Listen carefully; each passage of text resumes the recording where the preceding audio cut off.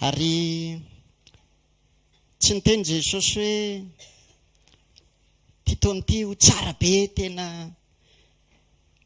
mety daholo zay atao rehetrarehetra, fa namety toky izy fa ho eo foana. Zay ny toky sy ny antoka ho aso anao hamakivaky an'ity taona ity. Dia manomboka ny taona, ny zavatra tsara indrindra dia izao: ny mametraka eo am-pelantanan'ny Tompo ny zavatra rehetra, satria dia tena hoe surprise be reto ty taona ity. Ny rehefa avy eo aza tsy fantatsika izay hitsanga. Ary raha atao hoe raha tsy manana an' Jesosy dia fanahiana be ny ao anatinao. Fa ny toky sy ny antoka kosa dia izao hoe eo Jesosy dia tsisy mampanahy antsika amin'ny zavatra rehetra. Ndao hivavaka tsika androany hisaotra ny Tompo fa mbola misy ny sekoly. Halleloja. Mbola misy ny fotoana ahafahantsika mandray tenin'Andriamanitra. Ary ny zava-dehibe koa dia izao hoe tsy avelan'Andriamanitra tsika hoe mandeha fotsiny mandritry ny taona dia mandeha ho azy ny fiainana, fa misy tari-dalana hitarihan'Andriamanitra ny fiainantsika hoe ity sori-dalana rahantsika amin'ity taona ity. Dia tsy mivoana amin'izay koa ny zavatra ho ataon'Andriamanitra. Ndao hivavaka ary tsika. Ray tsara indrindra amin'ny anaran'i Jesosy aterina ho anao ny fankasitrahana sy ny fanomezam-boninahitra mandrakizay, fa mendrika ho anao zany.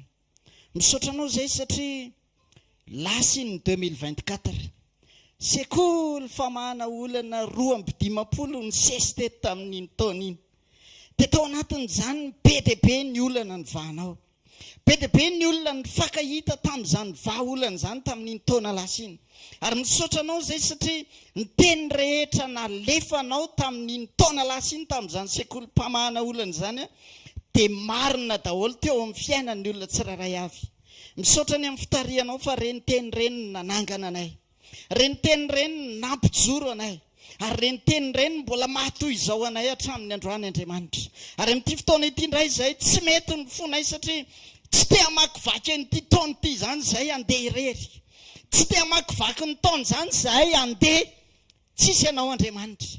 Fa androany izay tahaka ny Mosesy dia milaza hoe izay tsy andeha raha tsy araka aminay ianao. Amin'ity fotoana androany ity miandrandrandray izay ny famanginao ao amin'ny teny, miandrandrandray izay ny fanatrehanao amin'ity fotoana androany ity Andriamanitra, satria ianao ny antso amin'izao fivoriana masina izao, dia azo antoka fa eto ianao miaraka aminay koa androany. Dia manambara ny sitraponao aminay fa voninkiana anao izay. Ary aoka tsisy voam-bary eto afa-tsy izay rehetra nasainao ny lazaina ihany Jesosy. Raha misy teny tsy avy amiko voalaza eto dia hampangino fa aloha ianao ny teny androany ho voninahitra ao. Misaotra Jesosy anao mifankasitrahana mandrakizay. Amen. Mazao toerana tompoko. Tahian Jesosy tsika amin'ity maraina vaovao ty laza zavatra tamintsika Andriamanitra. Amen. Ary izay niteneniny izay no ataony. Ty taona ity ny teny izao Jesosy hoe miandry ny fijoroantsika hono izy. Dia tsy niteny izy hoe raha mijoro tsara ianao dia ho tahiko be mihitsy amin'ity taona ity. Fa mijery antsika sy mandinika antsika Andriamanitra. Amin'i Jesosy ny zavatra rehetra azo atao mety daholo. Indray andro misy lehilahy ray izay ao amin'ny Luka 5. Ao amin'ny Luka 5 dia misy tantarana lehilahy anankiray izay nalemy teo am-pandriana. Izany hoe narary ny paralysisy amin'ny filazantenin'Andriamanitra azy. Dia rehefa very hevitra amin'ny fianakaviany atao ahoana ary izy ity tsy hita izay fanasitranana. Dia rehefa nandray izy hoe izany Jesosy avy any Nazareta izany manasitrana, dia lasa netiny niaraka mibatainy tamin'ny fandriana ilay lehilahy. Dia rehefa tonga teo amin'ny toerana anankiray nisy an'i Jesosy izy tao amin'ny trano anankiray dia feno olona teo tsisy nidirana. Dia nongotany zareo ny tafontrano dia nalatsana avy any ambony avy any ilay lehilahy. Dia rehefa latsaka teo dia taitra Jesosy manam-pinoany reto olona nitondra nyity lehilahy ity. Fa ny teny nambaran'i Jesosy tsy ny teny avy hatrany izy sitrana amin'ny aretinao fa ozy izy hoe voavelany ny helokao. Aleloia. Dia ozy izy ny mpanorad-dalàna sy fariseo hoe fa maninona ianao no miteny hoe voavelany ny elo ny fanga misy afaka mamela heloko izany efa tsy Andriamanitra. Dia ozy izy Jesosy, fa inona no moramora kokoa aminareo no miteny ve hoe voavelany ny helokao sa hoe mitsangana dia betao ny fandrinao? Dia ozy izy Jesosy, mety daholo io rehefa komandy, na atao hoe voavelany ny helokao na mitsangana betao ny fandrinao. Dia tonga dia ozy izy tamin'ilay lehilahy hoe mitsangana renao dia mitana batao ny fandriana dia dana mody. Dia nybatain'ilay lehilahy ny fandriana, lasa izy nody. Amin'ity taon'ity ohatr'izay mihitsy ny sary tian'Andriamanitra hitondrana antsika. Andriamanitra tsy maika mahaolana. Aleloia. Andriamanitra tsy maika hoe anasitrany hoe inona matery anao androany, fa Andriamanitra maika iombona aminao. Amen. Andriamanitra izany maika ozy izy tamin'ilay lehilahy, zao voavelany helokao. Raha ny marina izany ity lehilahy ity aretina vokatry ny otany nahazo azy, nampalemy azy teo am-pandriana.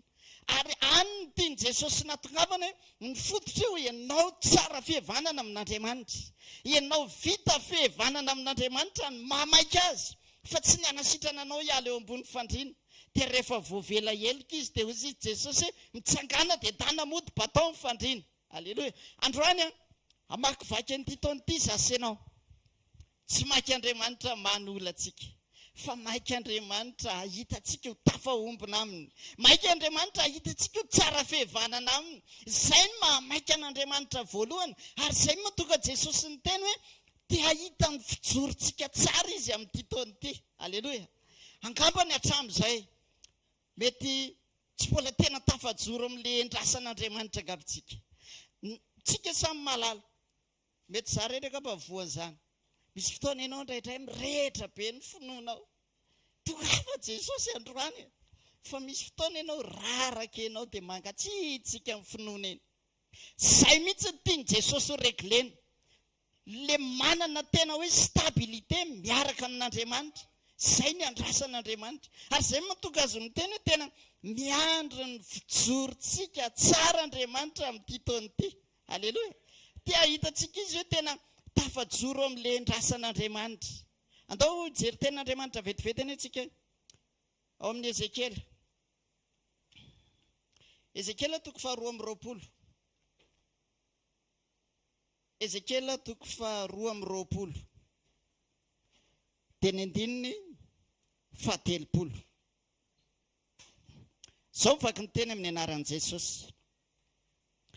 Ary nitady olona teo aminy aho, anao manta sy hijanona eo amin'ny banga eo anatrehako, hifona ho an'ny tany mba tsy handravako azy, kanjo tsy nahita. Amin'ity taon'ity misy zavatra andrasan'Andriamanitra amintsika. Amen. Misy zavatra andrasan'Andriamanitra amintsika. Fa izao no ambara